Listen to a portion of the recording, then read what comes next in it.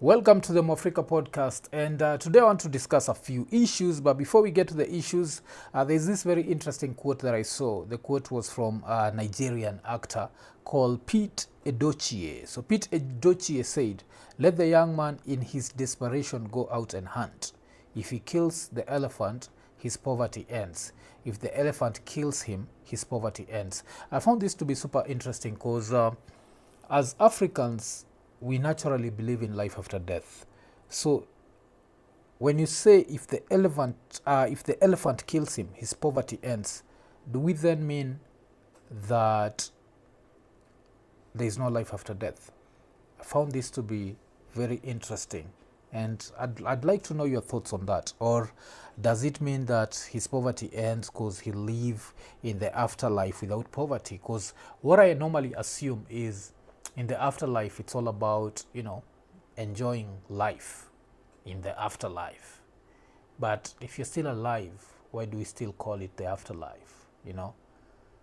Starting on a philosophical note. But let's talk about like one of the biggest headlines, at least in Kenya, has been the headline about the former Prime Minister from Kenya, Raila Odinga, losing the AUC chair elections. And a lot of reasons have been given on why this happened, and I'd want to explore some of those reasons. And the first reason that I'm going to start with is the reason of the Gen Zs. So if you don't know, the Gen Zs in Kenya protested in June 2024. That's last year. And when they were protesting, a lot of them got killed. And apart from a lot of them got killed, when they were protesting, a lot of Kenyans felt like the Kenyan president had been pushed to the wall, and he was ready to negotiate. He was ready to change and start giving Kenyans what they wanted, which is good governance. But then the same Kenyans, especially young Kenyans, felt like the reason why they lost their war to the president of Kenya was the fact that Raila Odinga ended up joining him. So now, when Raila lost the AUC elections, I saw a few people saying that it's because the blood of Gen Z was spilled, and God can never let the blood of Gen Zs go unanswered. And religion is a very interesting topic, especially when you're talking to Africans, because a lot of Africans do not know how we ended up being the believers that we are. A lot of people think this is something that we just chose, but this is something that we chose because of self-preservation. We were not given a choice. But let's not get into that. Let's look at that specific part of God cannot let the blood of the Gen Zs go unanswered. What I'd look at is, I'd just go to maybe look at the Middle East conflict. How much blood has been spilled there? Can we compare that amount of blood with the amount of blood that has been spilled in Kenya? So, if there is one God, why is this God letting the blood flow in the Middle East and not in Kenya? But if we were to even go deeper, we'd have to look at the Abrahamic religions. And in the Abrahamic religions, we're talking about Judaism, Christianity, and Islam. They're all based on the idea that shedding of blood atones for sins. That's why we sacrifice goats, we sacrifice. And if we were to go to the medieval times, we used to sacrifice humans. But even more than that, even in the Bible itself, for example, there is Abraham trying to sacrifice his son. He was ready for that. So blood sacrifice. And so blood in the Abrahamic religion, or blood shedding in the Abrahamic religion, is always something to be celebrated. It's not something to be frowned upon. And I know, like, when I say that, a few people might get offended, but that's the actual reality. So we cannot then turn around and say that God would not let the blood of the Gen Zs flow for free. No, like, God would be happy with that, because that's sacrifice. Does that make sense? But don't worry, we'll get away from religion. But I felt like this needed to be talked about. The fact that people felt like the blood of Gen Zs was going unanswered. And then another thing that, talking of the Abrahamic religion that I understand, which is Christianity, if right now I told someone that I do not fear because I'm covered in the blood of Jesus, they'd be like, yeah, man, you're covered in the blood of Jesus. They'd shake my hand. But the same thing, if I said I am covered in the blood of my wife, people would be like, damn, this person is evil. So you have to look at the blood sacrifice and know that religions have always, like, what can I say? They've always been about sacrifices and blood sacrifice. So if there is anyone, if you have to look at the Kenyan situation and we look at who appeased God, it can be argued that Ruto appeased God by killing a lot of Kenyans. Because what? He gave God a blood sacrifice. Look at blood sacrifice. Like the fact that, for example, and yeah, if you are thin-skinned, this is not, I'm not the person to watch, yes? But God sacrificed his own son. God did a blood sacrifice on his own son. So with that, we can kill the whole idea that Kenya, Raila Odinga lost because of the blood of the Gen Zs. So that's out of the question. So now, let's explore more logical reasons. Like, why could Raila lose? And one of the rumors that's coming out right now is the president of Tanzania did not vote for Kenya, because as much as this was a Raila vote, it was also a country vote. So the country that's pushing something is very important. So the president of that country and his policies, his foreign policy, is very important for the candidate to win. So one of the reasons that's coming out is Kenya did not get the Tanzania vote. So if we were to start with the Tanzania vote, a few things would come up. We as Kenyans, I have to be honest, I'm a Kenyan. We as Kenyans are always assholes to East Africans. We always feel like we know it all. So we look down upon the Tanzanians because they can't speak in English, proper English, neo-colonialism. And then we look at the Ugandans and we are like, you have this clown for a president called Museveni. So there's that. But now if you were to talk about specifically Samia Suluhu, why would she not vote for Raila? We'd have to look at what happened like a few months back where there's a Tanzanian lady called Maria Sarungi. She was nearly kidnapped in Kenya. I think this actually happened this year. Let me check this. So she was nearly kidnapped in Kenya. And what happened is Kenyans ended up making a lot of noise. And because of that, she was released. So this is something that happened, yes, just early this year in January. So you can try and imagine what Samia felt. Like, one of her biggest critics was arrested in Kenya, and instead of being taken to Tanzania, they were not delivered in Tanzania. So yes, she must have felt some sort of way. So if you had to ask me, one of the reasons why Tanzania did not vote for us, that would be. Another way to look at it, we still have to stick with the East African community. And when you look at the East African community, you look at the countries there. You have Kenya, Burundi, Rwanda, Tanzania, Somalia, Congo, South Sudan. So you already know that we did not get the Tanzania vote. But now we'd have to look at also Rwanda and Congo. And with Rwanda and Congo, what comes to mind is the conflict that's happening with the M23 rebels. And the reason why this is important is the Kenya president is the chairperson of the East Africa community. So it's been said that the Rwandese president is not happy and the Congolese president is not happy with how the chairperson of the East Africa community is dealing with this whole conflict. So that brings another angle of the reason why Rwanda and Congo would not support Kenya when it comes to this thing, because it's about Kenya, it's not about Raila. And then another thing is we'll go to Somalia. With Somalia, is right next to Djibouti. So now the religion card would also come up, where Muslim countries always support Muslim candidates, and as opposed to like Christian candidates can support either. But with Muslim, they support the Muslim candidate. So if you look at the Djibouti guy, Mahmoud Ali, Muslim. So Somalia most probably ended up supporting him. So if you look at even the East African community, Kenya was not guaranteed of the Rwandese vote, was not guaranteed of the Tanzania vote, and was not guaranteed of the Somalia vote. And even another angle to look at it would be Samia Suluhu is a Muslim, so maybe she voted for a fellow Muslim. So there is that. But everything points to Kenya's foreign policy. Because even as we talk about Islam, we have to look at what happened in the year 2024, when the conflict in the Middle East became so ugly, and then our president released a statement. The Kenyan president released a statement saying that Kenya supports Israel.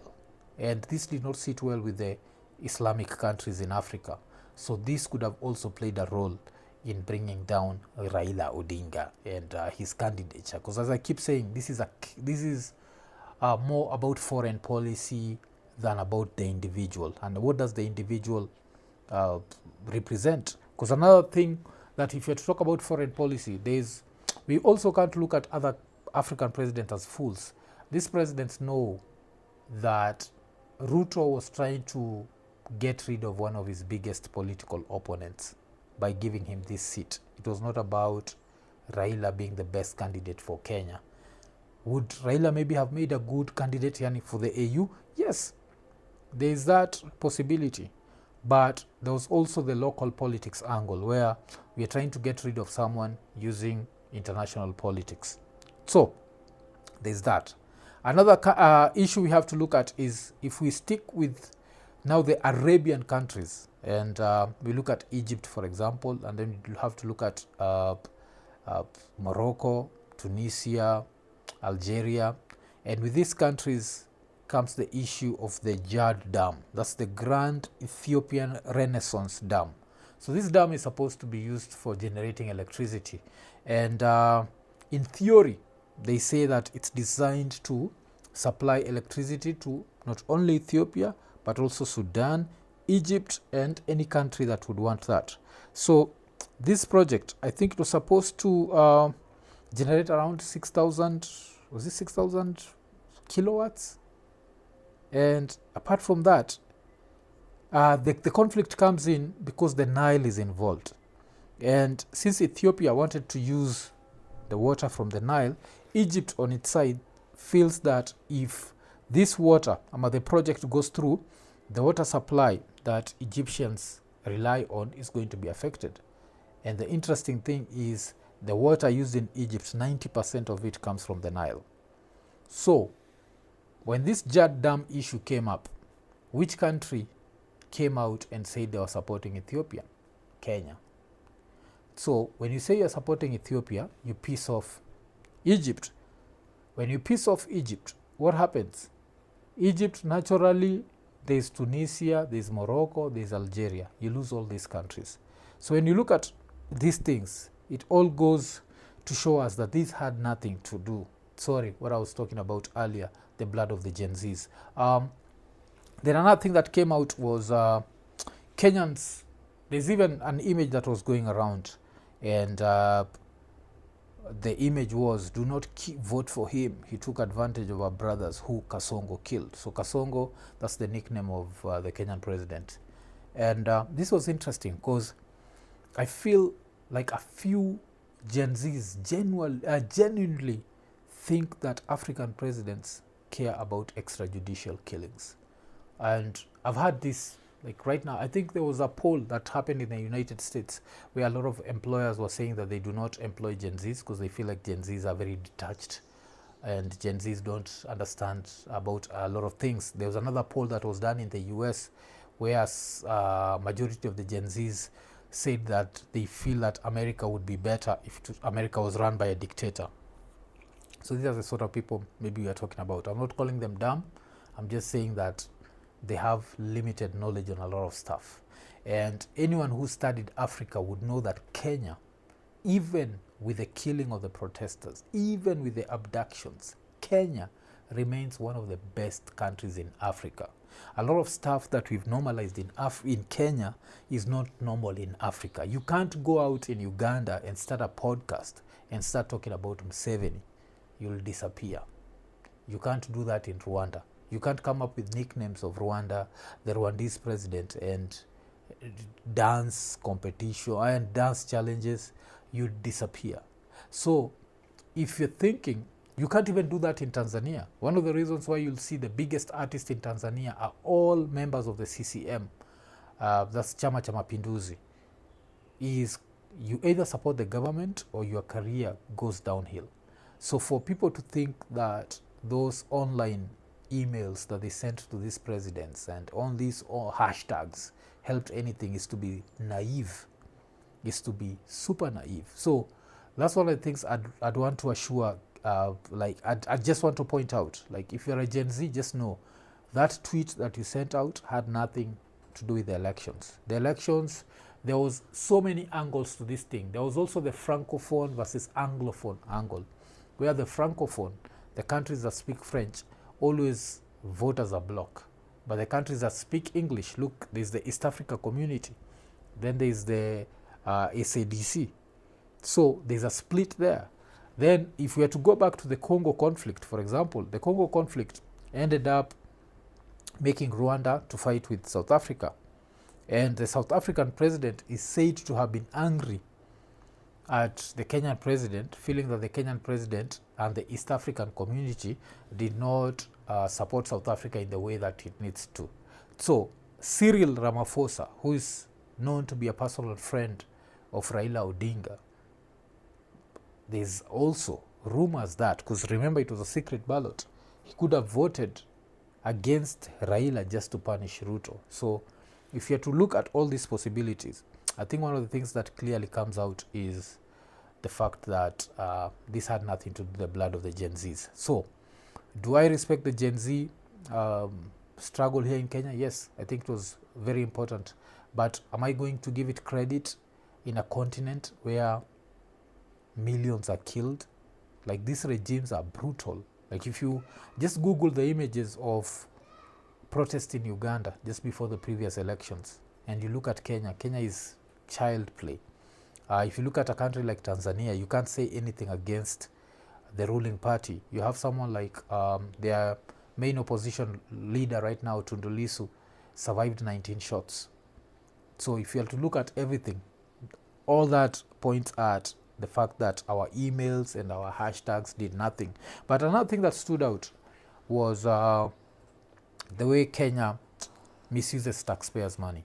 So there was this one image, and it had a hashtag, Team PADM and Team Efficiency, and it was basically showing the Kenyan candidate, Raila, arriving in Addis Ababa, and he had all these people with him. It said that Raila, the Kenyan legislators that went to support Raila, there were up to 300 people that went there. If you are to include also MCAs, I don't know if MCAs are legislators, but yes, if you are to include MPs, there were 100 MPs. There were legislators, there were MCAs there were cabinet secretaries. So like the Kenyan team that went was so huge. I think it was around 300 people, and the only people who were allowed into the voting plenary were 4. So out of 300, only 4 were allowed. We look at Djibouti, where they say they traveled with 10 people. 4 were allowed, of course, plus the candidate, and then 5 had to stay out. So you look at Kenya, and you see the way Kenya misuses like taxpayers' money. So I think this is going to be a very interesting time for people who are following Kenya politics. It's going to be interesting. It's going to show us if our president can survive longer than 2027. But now, sticking with very interesting happenings, another thing that happened was Elon Musk and Donald Trump. So for people who might not be following that, Elon Musk was able to convince Donald Trump that South Africa is committing a genocide against white South Africans. Hear that? A genocide. And the first thing that Trump did was to release an executive order. And in the executive order, Trump said that if you are a white Afrikaner, you are allowed to travel to South Africa. And you are allowed to travel to America and seek refugee status. And that's to run away from the genocide. That's to run away from the persecution. The same guy knows about the conflict that's happening in the Middle East. But don't forget, the victims are not white. So it can be argued, if you want to argue, that Trump is a racist. But let's not talk about Trump. Let's talk about Elon Musk. So Elon Musk is someone who grew up in the apartheid era. So after growing up in the apartheid era, I think by the time that Mandela was becoming president, Elon Musk was around 21 years old. So as a kid, he'd grown up knowing black people are lesser human beings.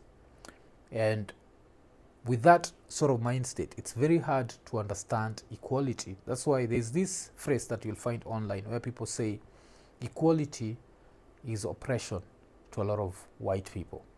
Because don't forget, a lot of white people have lived in a world like, it's even, we can even argue that Earth is a white man's world. We just, we are living in a white man's world. So we live in a world where culture is dictated by white people. And of course, pop culture is dictated by black people, but the other culture, like if you eat food using your hands, you're classified as savage. You have to use forks and knives, as white people do. And yes, if you go the extra mile and you can use chopsticks like the Chinese, you're still respected. But if you use your hands, you're a savage. So Elon Musk comes out and says that white people are being massacred in South Africa. And then just on Friday in South Africa, a lot of white people showed up at the American embassy seeking refugee status,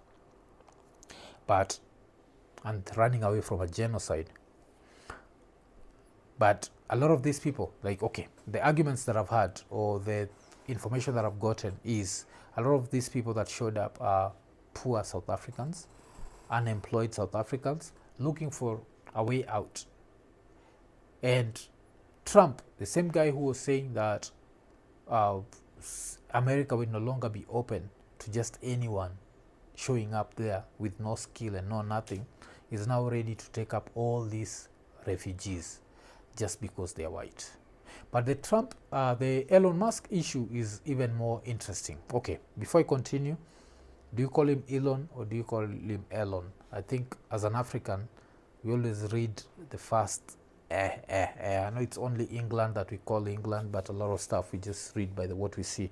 So I call him Elon. If you call him Elon, good for you.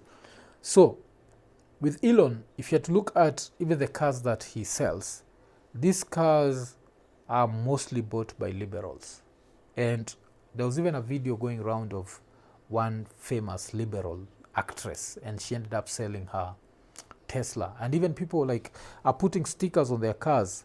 And the Tesla stickers is, I bought this car before I knew he was evil.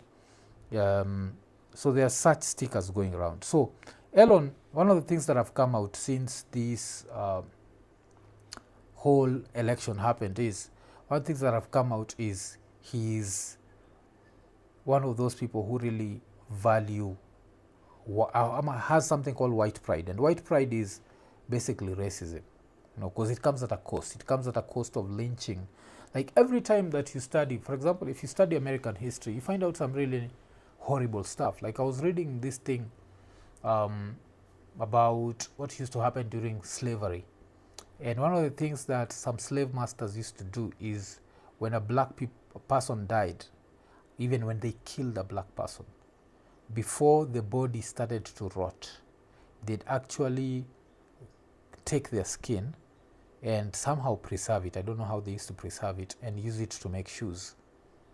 So there are white people who used to walk around with black people's skin as their leather shoes. So this is the history of America. So when you see someone like Trump and Elon fighting DEI was supposed to be equality and inclusivity. And a lot of people that are against DEI, you'll find it's Africans in Africa who know nothing about America. Don't even know that after slavery, black people were promised 40 acres and a mule. Why were they promised 40 acres and a mule? Because they'd worked for over 250 years for free. 250 years for free. They were promised 40 acres and a mule. Did they ever get the 40 acres and a mule? No, they did not get. So you can try and imagine the wealth disparity where, yes, you're a grown man. You've worked all your life. Let's say you're 60 years old. Worked all your life. Never gotten paid a single cent. Then one day you wake up and you're told you're free. You do not have a piece of land. You do not have work. Remember, the people who freed you, a lot of you have dehumanized you. There used to be this theory that Americans, like white Americans believed, some white Americans believed that black people are 3/5 of a human. So we are only 60% human. So you are released from slavery, you're 60 years old, you don't have a single cent to your name, you don't have land, and you're told you're free. Go out there. And when you go out there looking for jobs, your life is still at risk. You can end up going to some former slave master and they say, oh, this nigger was coming. I thought the nigger was going to kill me. And then you end up being shot. So this is what black people are dealing with. So when you look at things like DEI, there are things that are meant to at least equalize historical injustices. Let's give you a job. Not if you're qualified, let's give you a job. Let's not keep you away just because of the color of your skin. Because don't forget, a lot of these people that are alive, like even if you look at, we have to look at the civil rights in America, the civil rights are around 60 years old. So black people in America have only been treated as full humans for the last 60 years. A lot of people who benefited from this system that dehumanized black Africans are still alive.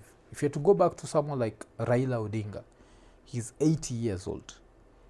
That means for the first 20 years of his life, he would have been dehumanized. How many black Americans who are over 80 do you think exist? There are a lot of them. So to then come out and say that racism is dead in America, who was this that was dehumanizing these people 60 years ago? Most of them are still alive. Yes, most of them are still alive. Trump was alive before the civil rights.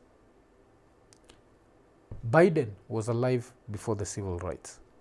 So you can look at all these things and then look at someone like Elon Musk and say, no, he's not a racist. And this is also something that happens with us Africans. I think with Africans, I always argue it, and I say it's the white image of God.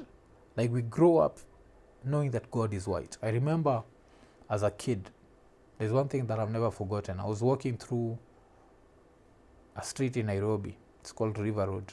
And they were selling two pictures. So there was a picture of Jesus, and it was white Jesus. And then there was another picture, just written, shame the devil. And it was a black man with an afro. So have that in mind when you think about Elon Musk and you think about the fact that a lot of Africans, I'm not going to say black Americans, I'm not going to say blacks in Europe, but a lot of Africans in Africa cannot even imagine that Elon Musk does not love them, that Elon Musk is a racist. Like, this is beyond their comprehension. Even for South Africans, the only time that a lot of black South Africans, of course, even after going through apartheid, I'm sure that a lot of them still gave Elon the benefit of doubt till he came out and said white people were being massacred, and then maybe some of them are like, this is some bullshit. But this just shows you the power of colonialism and the power of religion. Because if I make you believe that your God is white, you're going to do a lot of stuff. You're going to treat me as a better human being, as a higher human being. Like a lot of things that I've seen. Like one of these things was very normal when I was a kid. When I was a kid, white people were allowed to enter supermarkets with their bags. They were treated as tourists. So they'd enter with these very huge bags. And then as for us to enter a supermarket, we used to get these tags, and then we'd give the tags at the door. I don't know if this is still very common practice, but back in the days, it was 100% common practice. But white people never used to leave their bags. Why? Because white people were treated as better humans. So if we had to come to this, now Trump has said that white people can go to America to escape persecution. And this is going to be interesting because even the embassy in South Africa released that statement, and they're like, yeah, white people, we are open. Just come. If you're running away from persecution, if you're running away from the genocide in South Africa, you can come and ask for, seek your refugee status, blah, blah, blah. But would they do the same for Palestinians? Or would they even do the same for black South African who's against the system? Who feels like, you know what, this is unfair. And what's unfair? The thing that's being said is unfair is if you had to look at South Africa and we look at like the 1913 lands, was it the Native Lands Act, where black people, land was taken from black people and taken by white people. Now, barely 100 years later, or just over 100 years later, the South African government is saying, give us back the land. And the white people are saying, you have to pay us for it. And then you have someone like Julius Malema asking, if someone steals something from you and you go to take that thing back, are you supposed to pay the thief? But remember, if the thief is white, the rules are different. The same thing as if you follow like global politics, you'll see whenever a white person commits mass murder, the issue of mental health comes up. Oh, they were mentally unstable. Oh, they had mental issues. Oh, they were not on their medication. Oh, when an Arab does it, he's a terrorist. When a black man does it, black people are naturally violent. We are. And the same thing that has happened, like even for example, if we talk about HIV/AIDS in Africa, this is something that I always talk about, and we look at how it spread, and it makes no sense, because if you are to study how HIV was being looked at in America when it started like springing up from everywhere, it was called gay cancer. So for a very long time in America, they believed that AIDS only affects gay people. Then AIDS came to Africa and ravaged us. And everyone, even Africans, believed that the spread was natural. Because another thing that has happened is black people, we've been hypersexualized. So we are known to have big genitals but small brains. Like every time you even hear the big genital jokes, like, oh, hey, black people have big genitals. They say we have big genitals and small brains. That's why you even look at, I was looking at a few things that happened was happening on the internet, and this whole debate about South Africa. And I remember seeing a white man who'd written that South Africa has been going downhill since these people with an IQ less than 70 took over. Remember? So all these things, the racism. But Elon is actually having fun because Africans, especially black Africans, still support him fully. They still support his efficiency thing. Let's stop giving aid to Africa, USAID and everything. And let's take in white refugees from South Africa. So that's going to be something that I'm waiting to see how that unfolds. But let me stick with South Africa still. There's this very interesting story that I saw, and I'd say sometimes they say that the truth is stranger than fiction.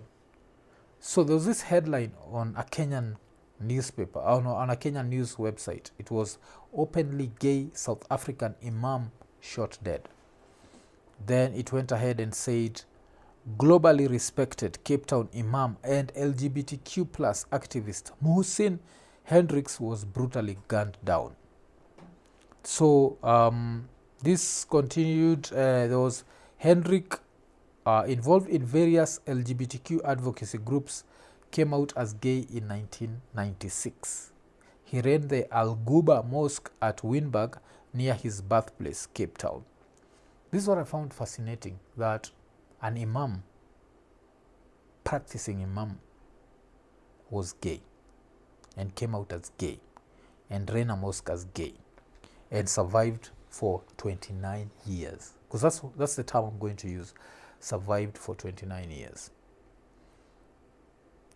I don't know. This is one of those stories that it's even hard to believe. Like if someone brought you a movie and the script was about a gay imam, you'd be like, are you serious? A gay imam? And then if the same person told you that this gay imam lives for 29 years after coming out that he's gay, I'd be like, damn, this is interesting. Because South Africa, when I look at South Africa, I look at like the amount of violence, the amount of crime. Like South Africa is one of those countries where crime is higher than, for example, in Kenya. And then I look at this gay imam surviving for 29 years and have to come back to Kenya and think, Would a gay imam in Kenya survive for 29 years? And the simple answer is no. We are too close to, sorry to say, Somalia. We are too close to Somalia. So someone would actually come from Somalia and do this. So, but then the other angle to look at it is all religions are anti-homosexual. That's the reality. Why? So where do gay imams and gay priests come into this whole thing? I always feel like you should either believe the whole Bible, believe the whole Quran, or not believe. You can't have 50-50. You can't be a gay imam who's like, there's this part that says this against homosexuals, but no, let's ignore that part. Let's just concentrate on this part. You can't be a Christian saying the same thing.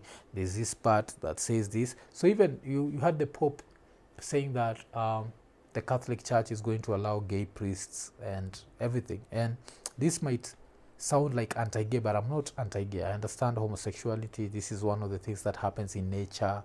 I remember in Kenya we had gay lions having sex, and someone came out and said the gay lions had learned from the tourists. So we have that.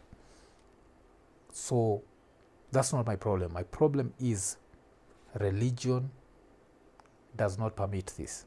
So you can't be a believer and be 50-50. That's number one. Number two, if you are a gay Muslim, I think the safe thing to do would be just keep quiet about it, because the way that I think most believers would look at it, they would look at it as you mocking the religion. And if you're mocking the religion, a lot of people would feel like violence against you is justified. Of course it's not, but that's the reality. So this Mohsin guy, this is one of the most interesting stories I've seen this week. Openly gay South African imam. I'd want to know, like, were there straight people, going to put straight in quotes, that used to go to this mosque, or was this mosque just about LGBTQI? And if the imam dies, do these guys still go there, or do they now start staying away? So yeah, that's something else. Another thing that has happened in Africa, Ghana's president decided to ban first-class travel for government officials. And when I hear this, the first person that comes to mind is Engonga. And you might be wondering why I'd think about the Equatorial Guinea guy after hearing this. But if you study Equatorial Guinea, you'll find out that the president and the vice president, it's father and son. And the son is known to go around the world, just having fun and spending money. So this is a small country, produces a lot of oil, but the country itself is poor, but the president is rich. And apart from the president being rich, of course, the son is also super rich. And all they do is just spend the money. They're just very extravagant. You'll see the son. I think the son is known to have dated even the rapper. If I'm not wrong, he dated the rapper Eve, Rough Riders. Yes. And I'm not sure if they used Rough Riders as their relationship started, or they just went raw from day one. But so now Ghana decides to ban first-class travel. And when you look at African presidents and you look at African leaders, and then you look at leaders from these developed countries, African presidents and African leaders always look like clowns, because they come from the poorest countries. But when they go to these first world countries, they are the ones who display opulence more than the people coming from the rich countries. So you'll find an official from Kenya living in a $10,000 a night hotel, while the president from a much richer country is sleeping at his local embassy in that specific country. So for this Ghana guy to come up with this is actually good. This also reminds us of Magufuli in Tanzania, where you had Magufuli who had banned travel. And Magufuli, I think, basically banned unnecessary travel. He himself rarely traveled out of the country, because these trips are very expensive. And the fact that they're expensive and no one looks at that, like in Africa, we just spend money. Like Africa is just, it's like that poor person who spends money to try and show people that they are rich, and everyone knows you're poor. They can smell you, you stink. So yeah, this Ghana guy, I'd want to see what's going to happen there. With Kenya, of course, we know people travel, they use a lot of taxpayers' money, and it's always let's have fun with all this money. And yeah. So this is something that I'm following up on. But as I finish, what else am I following up on? Some Africa entertainment news, maybe. Looking at Burna Boy. Burna Boy is dating Chloe Bailey, and this is interesting because it shows you the power of money. African accent. We've always looked at the African accent as funny, and like even if I was to look at the Kenyan culture, in the Kenyan culture and the classism, because Kenya is a very classist country, and I'm assuming this has to be common in all African countries, classism. In Kenya, if you're dating someone and they have a funny accent, people always look at you funny. Like even when your lover talks and they have a funny accent, which is not the Kenyan accent, because Kenya has its own accent, you're looked down upon. Oh, they can't speak well, they can't pronounce stuff, they can't pronounce. So with that sort of reasoning, I expected that in the so-called developed countries, a celebrity like Chloe Bailey would look at Burna Boy and be like, he has a funny accent, he has what? But then you come and realize that at the end of the day, I think one of the things that the internet has shown us is, at the end of the day, it's all about money. So let's say if you watch something like, there's this big show in Africa, it's called Young African and Famous. Yes, I think it's on Netflix. And with that, you'll see there's this celebrity, Diamond Platnumz from Tanzania, who his English has improved from season 1 to season 3. But he used to struggle with English. But if you looked at the girls that he dated during this time, you can see that he was dating some of the most beautiful girls, and he could barely speak English.